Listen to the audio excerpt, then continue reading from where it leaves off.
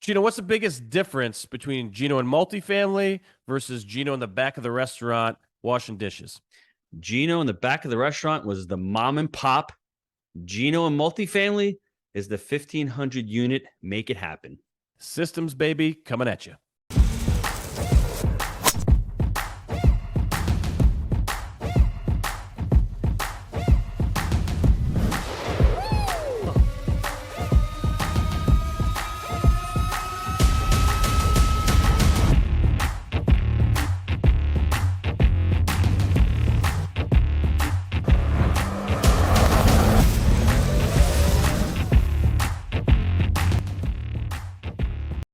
Gino, amazing show. Biggest takeaway.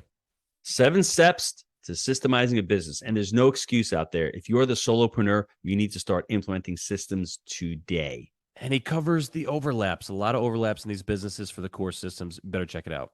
Hello, everybody. This is Jake Stenziano, host of Jake and Gino podcast, here with my co-host, the multifamily mentor, the coach, the chef, the father of 6, the best-selling author, G-Daddy. Gino Barber. Gino, how's it going? Jake, I am not hangry, ready to go. And we're going to be talking about one of your favorite topics today. How you doing, my friend? I'm happy. You perked up a little bit, so you're engaged and we're ready to go. So this is going to be a good one. Yeah, today's guest is the author of Systemology, an approach to create time, reduce errors, and scale your profits.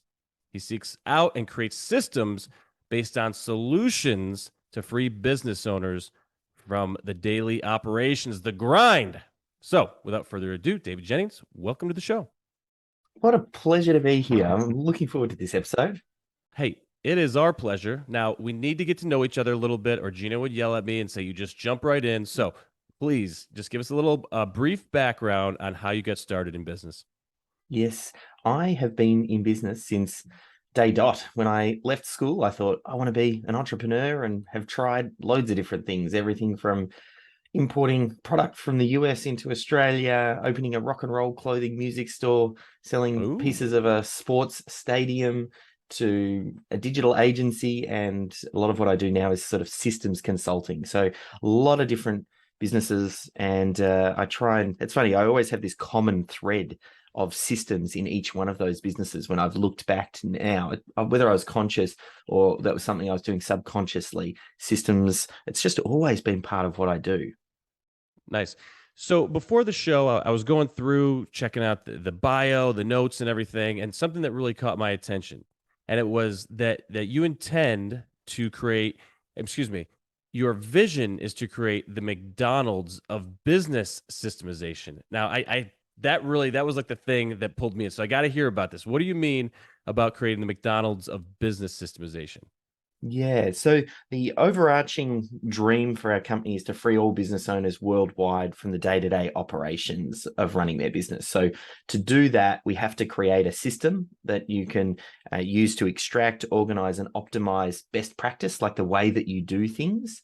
And that once we're kind of locked that system in, now we're kind of making it possible to move businesses through that machine, almost like a product line where the business shoots in at one end with 0 systems, very key person dependent, very owner driven, and we show them how to identify and capture best practice so that they can start to delegate down and have other team members take over tasks and free themselves up.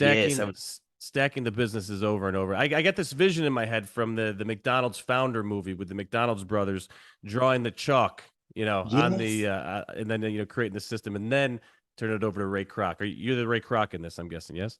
Yeah, and I love that you know that specific scene. So I can tell, Jake, you are a lover of systems because that movie and that point. I'm a lover of my sanity and trying to be free. Yeah, I can spot it a mile away because that's one of the key lessons I teach. A lot of people, they look at the end product of where McDonald's is today and they go, "Ooh, that's what a systemized business looks like. You can take a 16-year-old kid and you can bring them in and they can flip burgers over a weekend and learn how it's done because they've got amazing systems."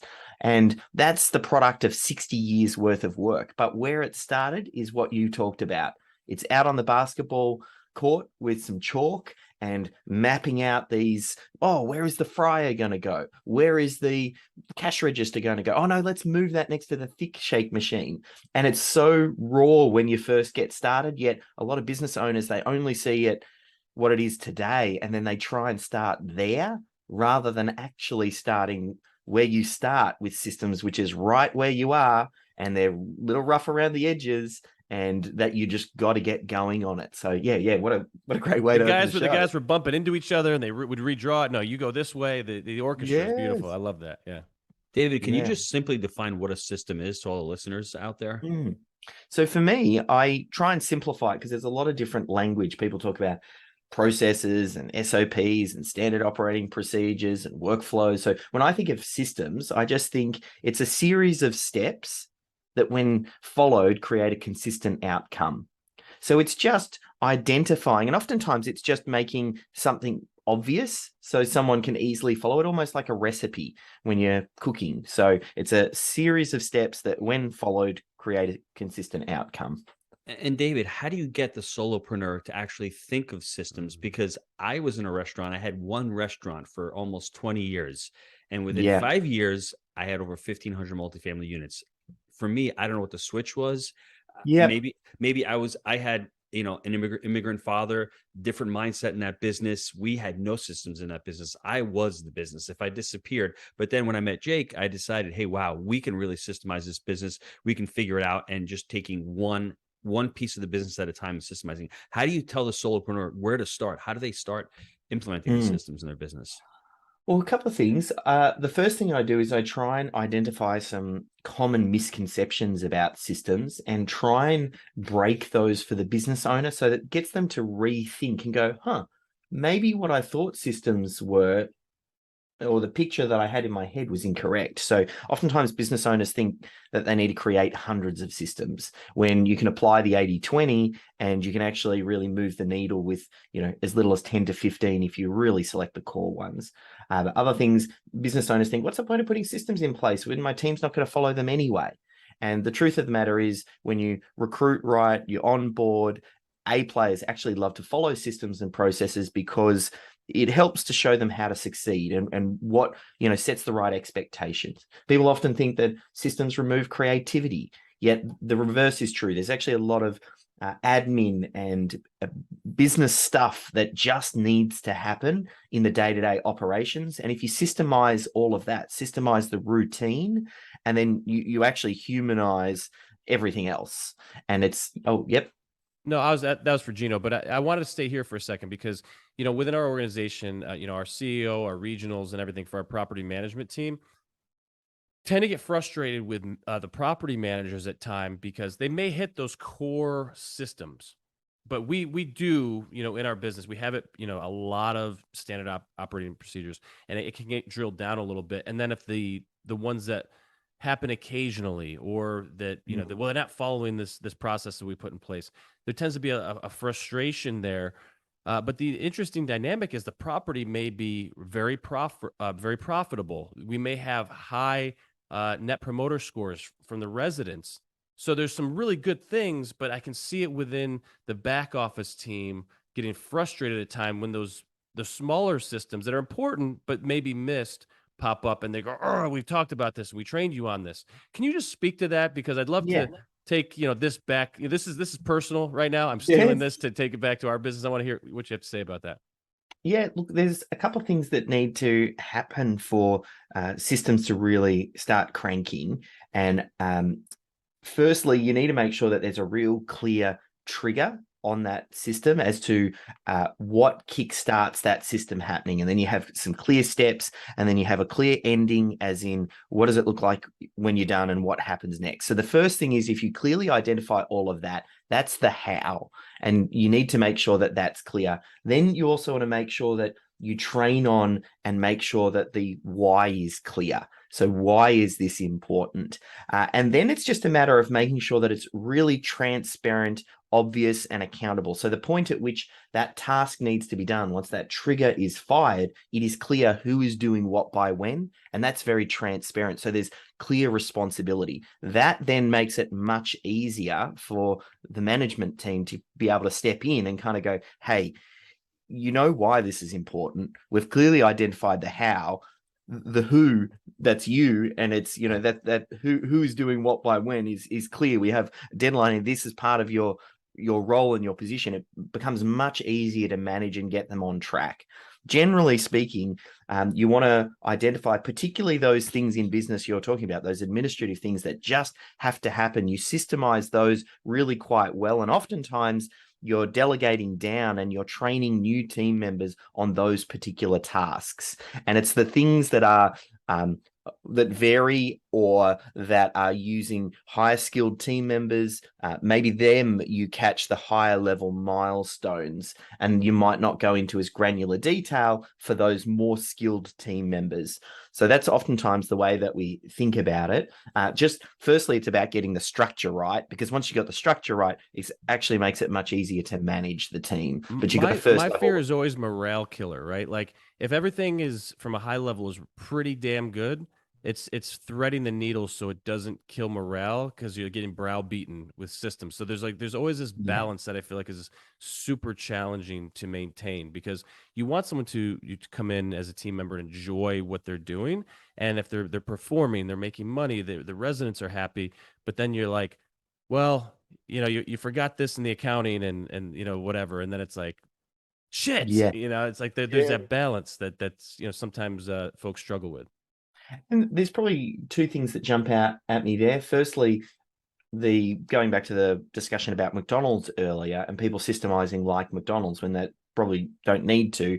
Oftentimes, they're systemizing for thinking that we need to get a 16-year-old kid off the street to do something. But most of us aren't running hamburger businesses, and we might not need to systemize to that level. And we're going to recruit team members with a certain level of skill. So you're right. There's definitely a balance that you need to find to make sure that you don't remove that. You need to nail those two pickles, though. You got nothing if you don't nail the two pickles. Right, a little squirt of tomato, a little squirt of mustard, and some onions. That would definitely be part of it. Like you want to find that balance right. The other thing you can think about is thinking about getting an administrative assistant. And, I generally think about it in terms of ideally you want to have one in each department, but you might go, hey, maybe it's per project or, manages a handful of projects, but getting an administrative assistant whose job it is to cross the T's and dot the I's, because we see it quite often with things like salespeople. Salespeople are notorious for not following process and filling out CRMs and making sure that the emails. You're talking about salespeople? So it's I never heard of that. That's right. So having an administrative assistant who handles a lot of that stuff and is trained on that part of things can really make their job easy, because you want to make it easy for your A players to perform. You don't want to have red tape for red tape's sake. Systems are about efficiency and making it easier for everybody. Ooh, what did you just say, Gino? Systems are about efficiency and making it easier for everybody. That's pretty powerful. I like that. You might need that on a t-shirt. Yeah, you might. There's so many questions, Jake. You sure you don't anything else? I know the show is the Jake and Gino show, but it's really the Jake show right now. So, do you have any other questions for David, or can I jump in unless he's got something to say about pickles, I'm good for the moment. A couple of really quick questions about, if you're looking at a business and you're saying to yourself, just overall, you've done so many different businesses and so many different industries. Is there any systems that you can say overlap generality? Like, I need this system in this business, and it really overlaps into other businesses. What an awesome question. The more I've done this, working with lots of different companies, you would be surprised at how similar different businesses are. Usually the biggest area for difference is just the delivery in the core product or service. So client fulfillment, that space.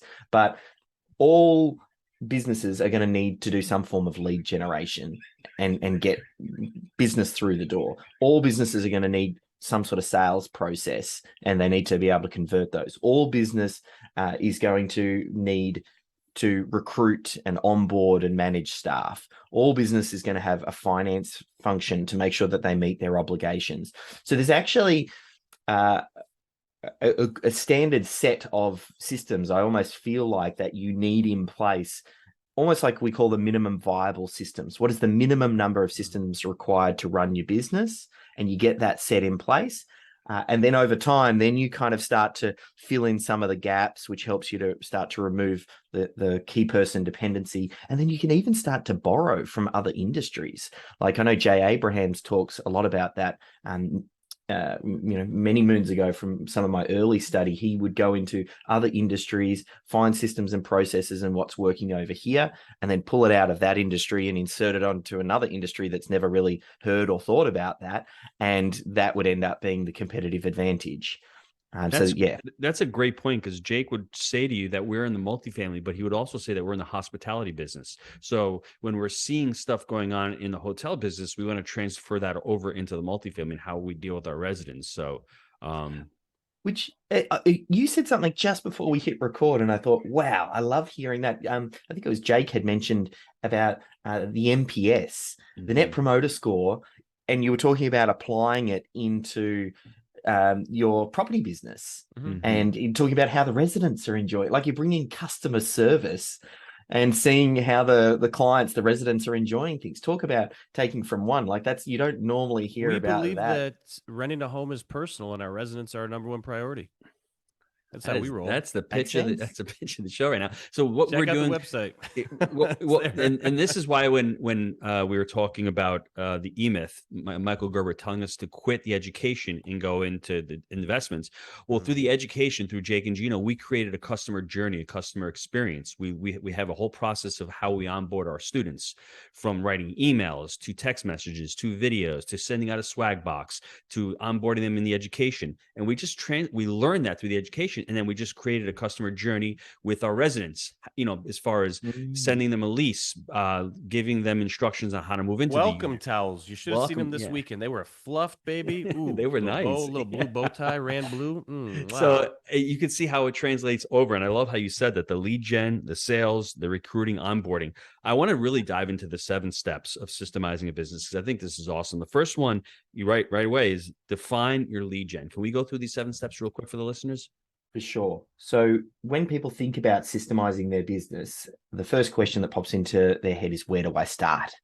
And what are the first few systems I need to get in place? So in Systemology, we have 7 steps to help a business owner get those first handful of systems in place. And the first one is define, step number 1. And that's all about identifying the 10 to 15 systems you should start with. Now, the way that I do that, and everybody can do it. I mean, you don't need to get the book. You just get out an A4 bit of paper. No, you do need to get the book. Get the book. I need to see the book, Gino. We got to get the book up here. We got to slide. I don't have a copy of the book here. All right, so you get a copy of the book from Amazon. All right, there's step number 1.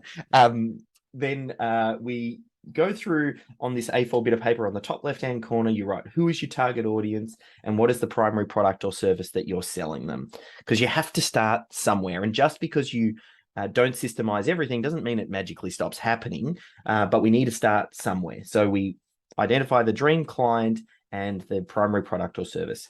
Then we map the linear journey that person goes through, from grabbing their attention through to delivering that core product or service. So and there's a couple of rules for this little exercise. One is you only capture what you're currently doing, not what you would like to be doing. And because we're going to try and capture best practice and what's already working.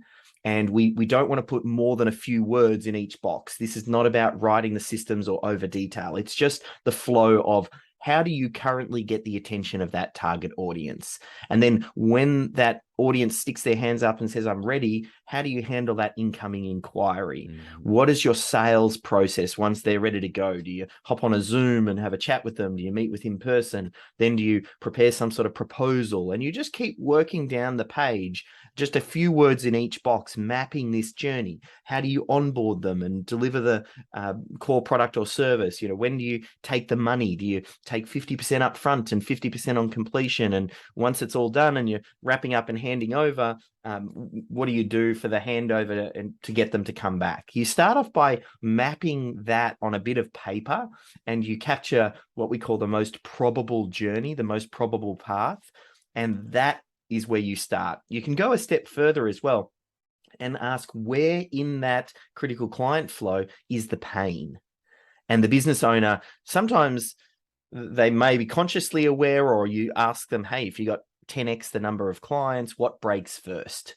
and they go, oh, I can't deliver the core product or service, or I'm going to struggle with the sales, or hey, I don't even know how to get 10x number of clients. And then that gives you an area that you can really start to narrow in on, and it becomes clearer, because if you can systemize that critical client flow, you systemize how the business makes money.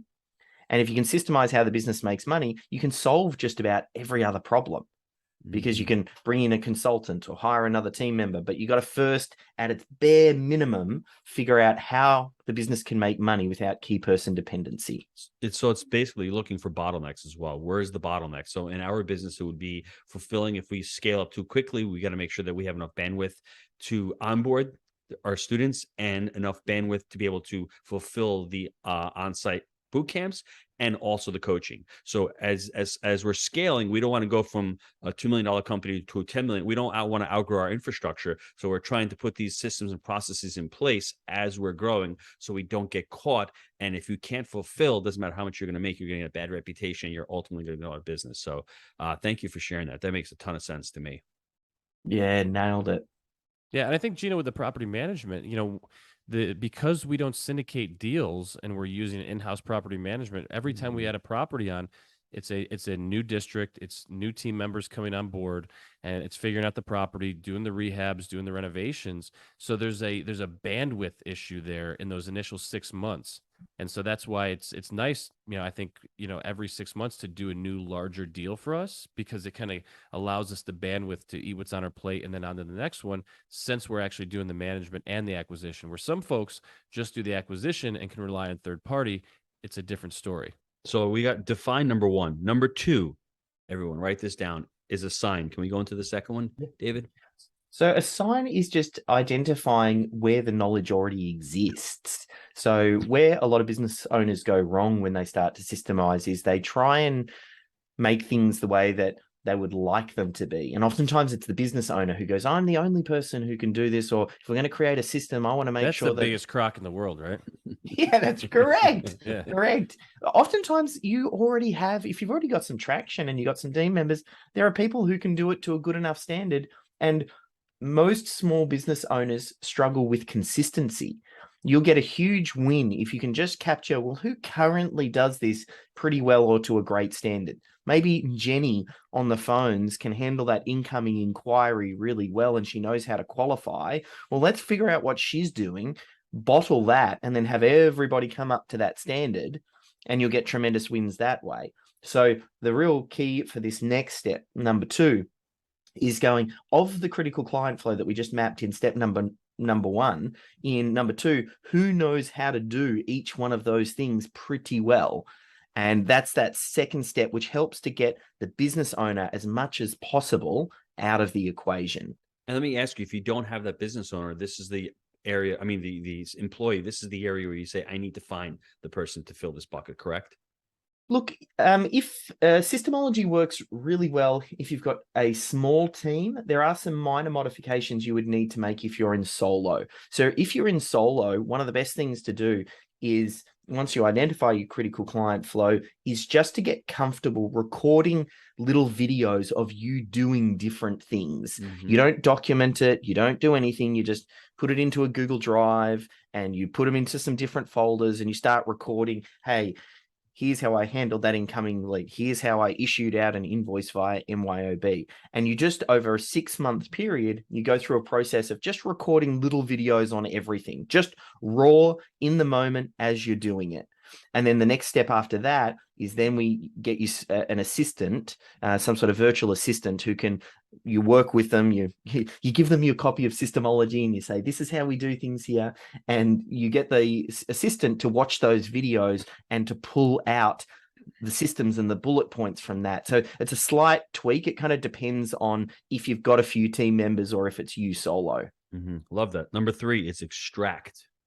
So extract is all about getting it out of the brains of those team members. So if you've got some team members, and we talked about effectively how to do it if you're solo, you kind of record yourself doing the task. But if you have a small team, the way that you handle extract is, there's a little secret we found. It's a 2-person job. So there's the person who knows how to do the thing, and then there's a separate person who becomes your documenter.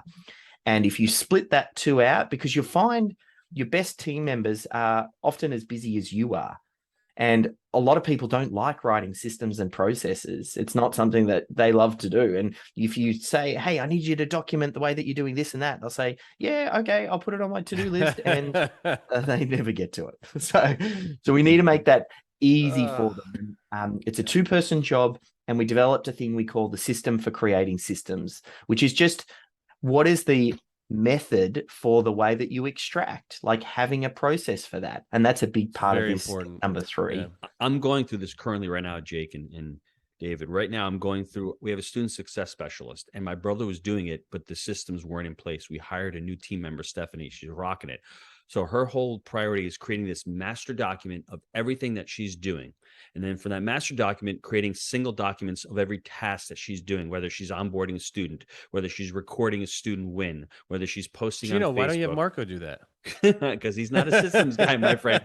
That's an inside joke. He People is that know the him will know. anti-systems guy. He is the guy who likes to shake and rock and roll. Bro, and I don't need an email. Just text me.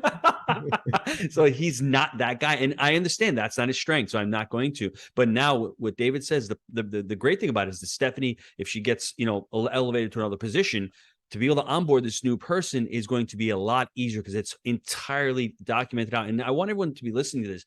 This doesn't have to happen overnight. Rome wasn't built in a day. This may take a month, or this may take a quarter, or this may take 6 months, but no, at the end of that time period, it's so worth doing it, and it'll save you so much time. And Stephanie, who's implementing the systems, is coming up with her own ideas to be able to add as well. It empowers her. It gives her the accountability to be able to say, this is my job. And oh, Gino, by the way, we should be recording coaches and their surveys and doing that monthly. So to me, this extracting part is really cool. And to be able to do that with team members and give them the authority, let them own it, really, I think, helps that tremendously with the systems.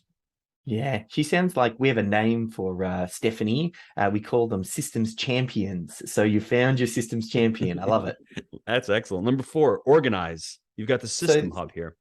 Yeah, as you start to extract the knowledge, you just need a place then to store it. Now, you want to have this central location. Sometimes if you've got your systems and your processes, it's sitting on Steph's desktop, or it's in someone's Google Drive, or it's sitting over here in someone's head. If it's everywhere, it's really nowhere. And it's about having a central location that all of this IP is stored. Now, I'm a little bit biased. We have a platform called System Hub to do that. There are other different ways. Even if you'd got started just using Google Drive, like having at least one location, that's better than nothing. And a big part of that then is making it very accessible and easy. So depending on whether or not you use a project management platform or not, the key is the point at which you assign the task. If you can link to the how-to document at that point in time, or make it easily accessible when someone is doing the thing, then it makes it infinitely easier and more likely that it's going to be followed. When it sits in a folder that no one ever thinks about, and you only look at it when you first onboard and train, and then you forget about it, it's not going to be nearly as effective if it's something that becomes an evolving document that everybody accesses. So yes, that step number 4 is all about organizing that knowledge. And number 5 is to integrate. So integrate, now you've identified some core systems, we've figured out who knows how to do it, we've extracted it from their brain, and we've organized it. Now we need to actually get the team to follow it. And a big part of this is, as we integrate it into the team, is understanding where the team is and what the win is for them and the benefit. Sometimes when business owners introduce systems, the team member thinks, why do you want to systemize what I'm doing? Are you thinking about replacing me? Like, they think that there's a risk. Robots. Yeah, that's right. AI for everything. Whereas we need to let them understand that systems actually will help improve the way that they do things. And different things will appeal to different people, but you can say, hey, when you go on holiday and I'm sending you texts and following up on the emails and asking, oh, where's this client up to? Where's that client up to? Because no one knows how to do it. And then when you get back, you spend the next 3 weeks making up for the 3 days off that you had. Well, what we want to do is we want to get some systems in place so that other team members can step in and keep things moving, so you can have a restful break. And by the time you come back, you can hit the ground running. So that's one reason. Another reason is you can say, Systems are going to help you move up in our organization. The way that you move up in our organization is actually to delegate down. So if you can document and codify some of your tasks and delegate it down to lower cost or less skilled team members, that frees you up to work on higher quality problems, which makes you more valuable to me, not less valuable. So there's a handful of different ways around how you frame this and let the team know. The good thing is, because of COVID, there's actually never been a better time in history to systemize than right now, because there's so much change that's going on and everybody's accepting of change. And there's change at home, change at community, change at work. As you start to say, look, I'm not accepting of it. That's right. Send it back. It's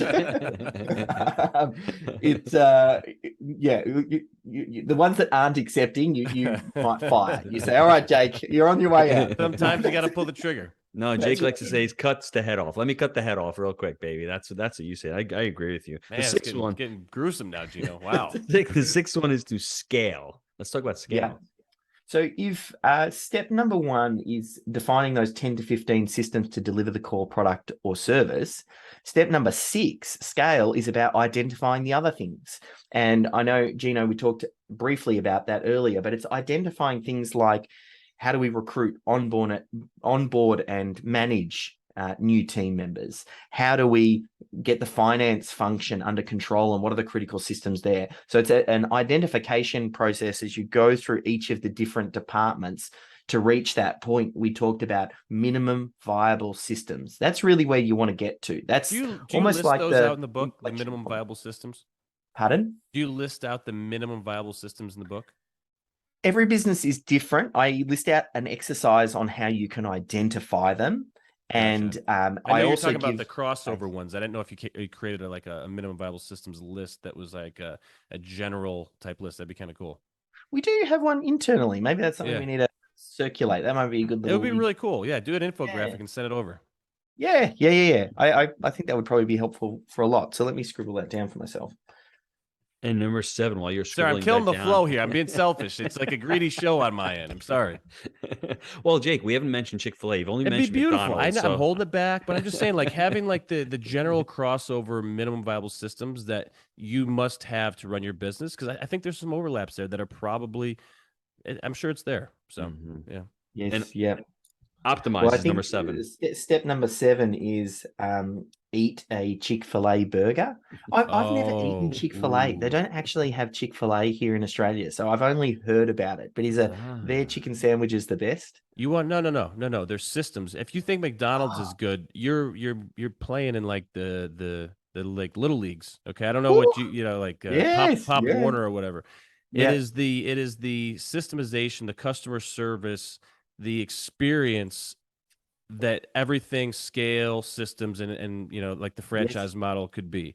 And so if you haven't experienced it, and it is an experience when you go through, you haven't lived. All right. That's what I'm saying. We've done some podcasts with folks that headed up their marketing department in the past, and it just I mean, it's an A+ if McDonald's is a C. It's absolutely incredible what they've done. Because I run a systems business, I'm assuming it would be a tax deductible expense for me to go and eat at Chick-fil-A. It would. I think you'd have to go there, interview them, come to the States and like immerse yourself, and you'd go, holy shit.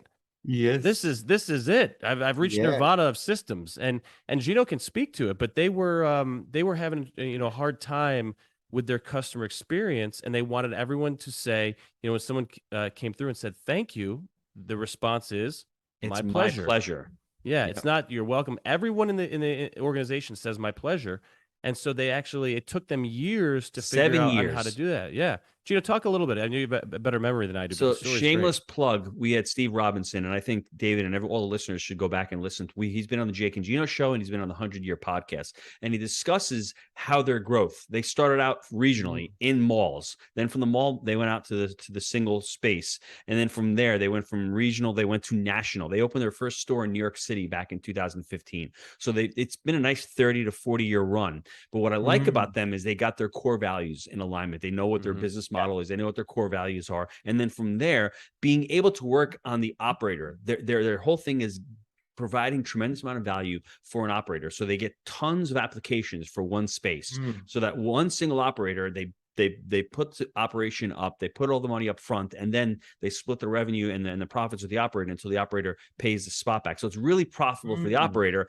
And for the operator to hire, like you said, 16-year-olds who are really motivated, really live the core values of the company, it's an amazing thing. And you see people, 30 to 40 people online, and these kids run around with these iPads, and it takes them 6 minutes to go through that entire line and to be able to fast, man. Be able to be served so well. I'm not a big advocate of their food. I'm not into milkshakes and chicken sandwiches. I'm more of the organic kind of guy. Quitter. But but other than that, I am supremely impressed because I had a restaurant, and to be able to recruit people who are making a little bit above minimum wage and to be able to deliver on their core values and on what their mission statement is, and to deliver clean, affordable. They measured and incentivized my pleasure and these various touch points to allow that to take hold of the entire organization. So if a franchise owner is over here is scoring less than the standard amount, he's not going to have the same incentives, and he's not going to be able to get another store as well. So whoever that was does the really huge well, component. Yeah, yes. like if you're not hitting your my pleasures and these different things, you're going to be limited to one store. So your growth, your pay, everything is dependent on this. So they put their money where their mouth was. Yeah, it was awesome. It was great. I love it. This is perfect time for us to talk about this as we move into step number 7 around optimize, because the whole idea is you kind of get little sniffs of how these big companies are doing. But I think you mentioned, they've been going for 30 years or more. So they have just kept on stacking these 1% wins until they are where they are today. And then a big part of what I do with Systemology is we have to then go back to, well, where do you get started? How do we put the right framework, getting those core values and your core approach right so that you can stack those 1% winners. And a big part of that is this final stage, which is optimize, which is a little bit counterintuitive because a lot of people try and optimize up front. But I say when you're first getting started, you capture what you're currently doing and what's working, and that becomes the baseline. And by getting systems in place for the baseline, it means when you start to monitor, so optimize is first putting a dashboard in place and identifying some key metrics so you can listen to your business. And then when you start to make changes, you can actually see the changes and how they affect their numbers, because you might not realize without tracking the numbers or having a baseline that making a change up here will affect this metric down here. I hate the second order consequences. You literally think you're doing something good, and then the damn groundhog pops up and you got to play whack-a-mole or whatever. That's the stuff that absolutely drives me nuts. So we spend more time now thinking about, okay, what's second order and third order consequences when we make a decision and implement something now, because we've been bitten so many times by this. Yeah.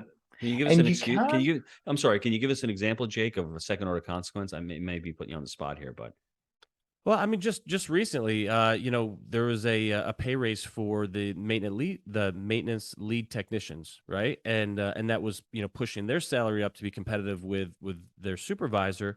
And so then if you do that, then the supervisor is going to say, and it's just market dynamics that are going on right now. There's supply and demand right now. It's a very hot labor market. So then when you do something like that, then you have to look and say, if we do this, then we're gonna have to look at this, because if not, in the past it's been like, well, what the hell? And people start getting mad and they talk. So those types of things is a classic example. Yeah. Sometimes you can because that's what I said. Sorry to interrupt. But when you're trying to do something good, like obviously we're trying to be more competitive, offer more pay, but then it impacts other positions as well.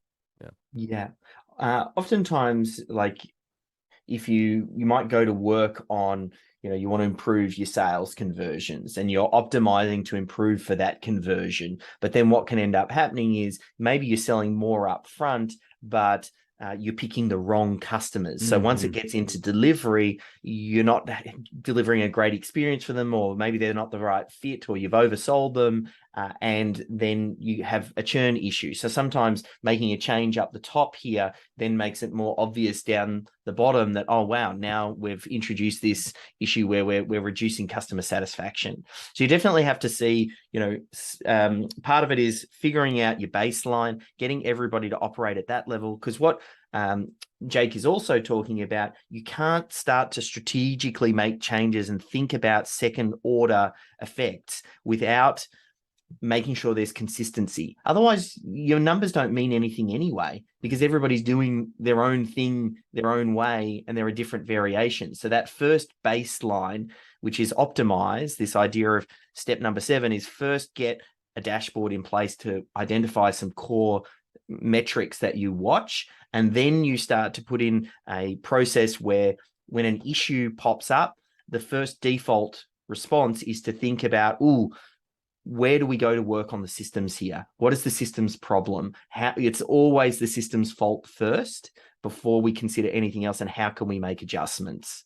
Mm-hmm. So I think that probably, as we go through those 7 stages, you've got the define, assign, extract, organize, integrate, scale, and optimize. And each one of those steps takes you from I don't really have any systems in place to I've got a base level in place. And that's where Systemology is different, because a lot of the process improvement methodologies that came before it, Lean, Six Sigma, and all those, and it's in the name, it's process improvement, but it pre-assumes you've already identified or captured what your process is and you're looking to improve it. Systemology is more about process capture. I don't yet have something in place, and what do I do to get it into place?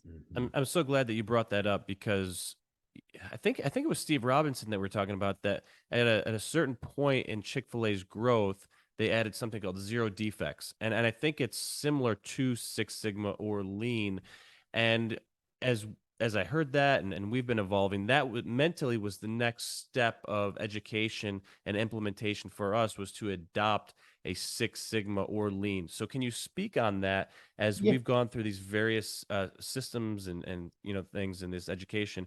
What do you think a good next step for us would be? And is there one that you prefer, and how that would apply to property management business?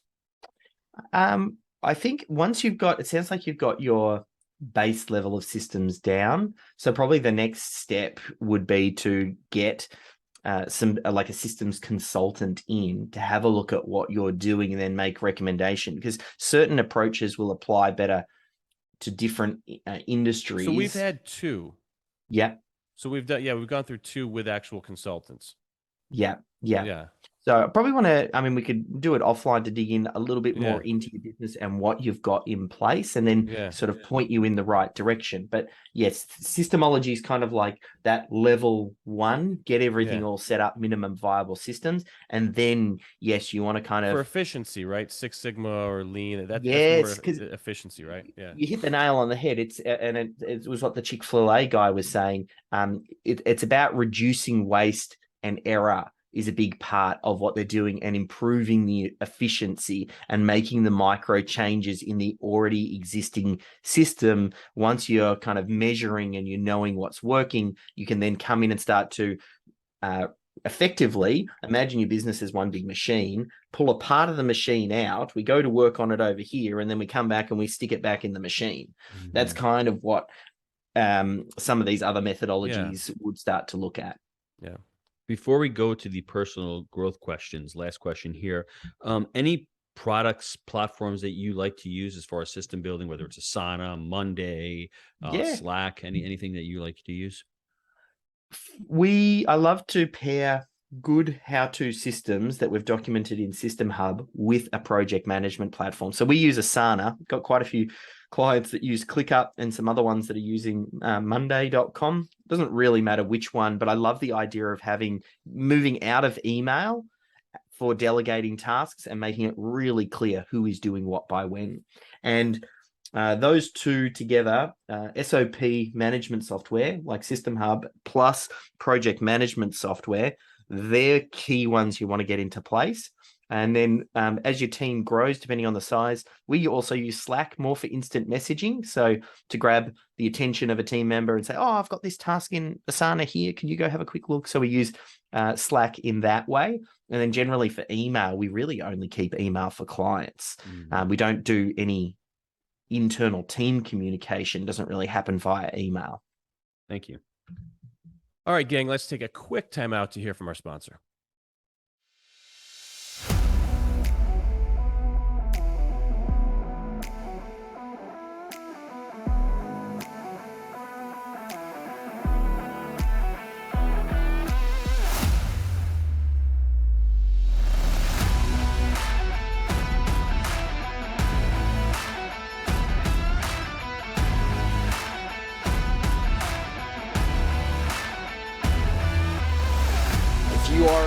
get involved in multifamily, this is where you need to be. The team you've built is incredible. There is no egos here. Everyone is always looking to help the other person. All right, we're back. That's a Asana, Slack, email. There's a lot coming at you there. How do you stay organized, plan your week, and remain efficient? Six Sigma Lean, with all that coming at you. Do you have your own process for running yourself? I think the main thing for me is about trying to identify the top few things that I'm working on at any one point in time. I want to try and just keep always narrowing that focus, because in small business, and really business in general, there's an infinite number of things I could be focusing on. And it's always being ruthless in identifying, well, what is the biggest thing I can be working on right now? Yes, the 80-20, 100%. What moves the needle? And constantly asking and focusing on that question is what I think a business owner should be doing. Gino, I'm telling you, those lower level systems, he lets them slip. He wants to keep morale up. I'm telling you, I see it right now. I'm just saying. I'm messing with you. No, we don't let him slip. Any books that you've read in the last year or so that have added value to your life that you want to share with folks? I really enjoyed Traction. I think that was an excellent book. I have read and reread that one.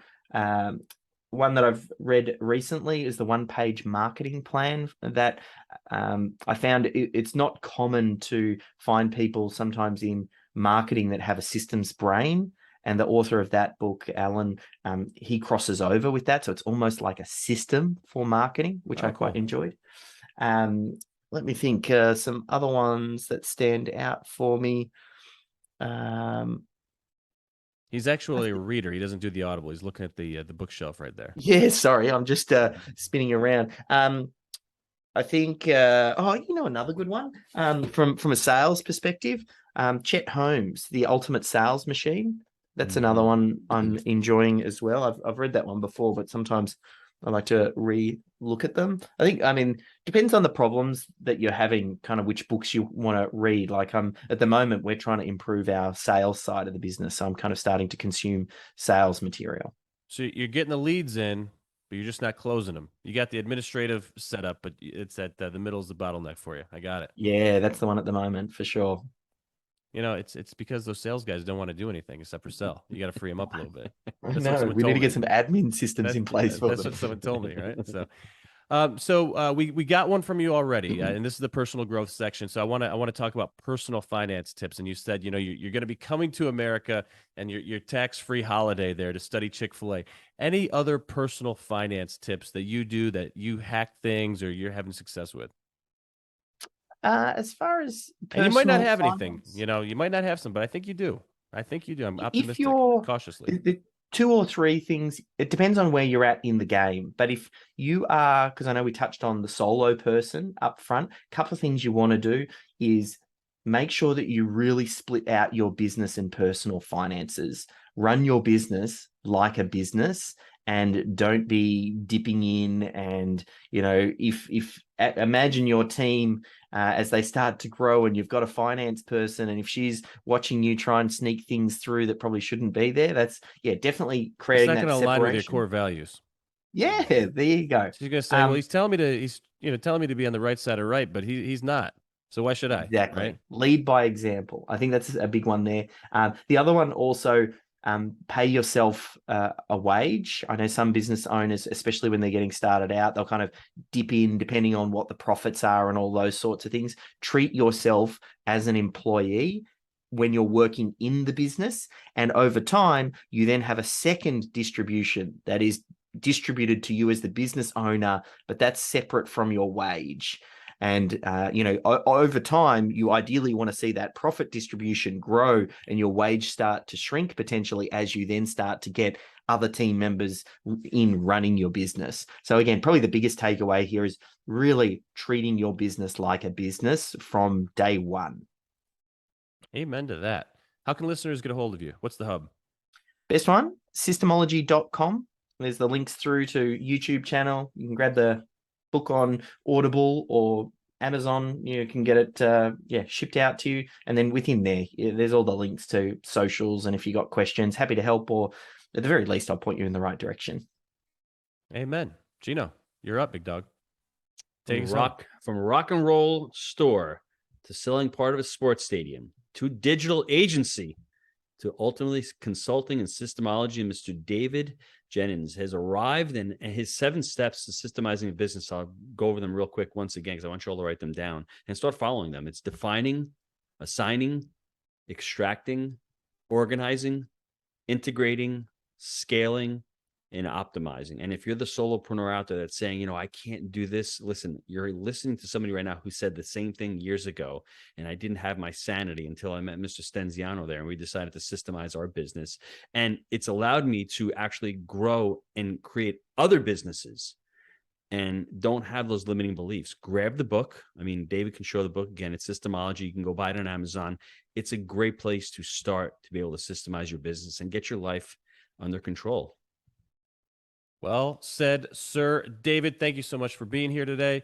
And gang, as always, we believe in buying deals for the long term, thinking decades. I'm Jake. He's the G Daddy. We make it happen. We'll see you next time. Take care.